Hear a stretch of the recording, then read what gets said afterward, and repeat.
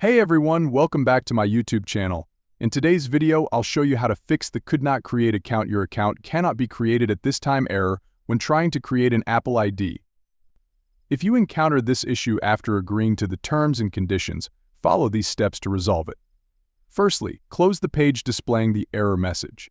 This error often occurs when you've exceeded the account creation limit on your device. To fix it, go to Settings, then tap on General, scroll down to Reset and select Erase all content and settings. Confirm and proceed with the reset.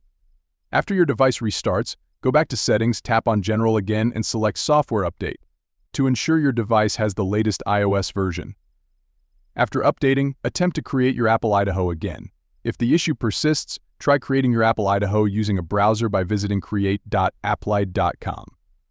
Hopefully these steps will help you resolve the issue and create your Apple Idaho successfully. If you found this video helpful, please like and subscribe to my channel. Thanks for watching.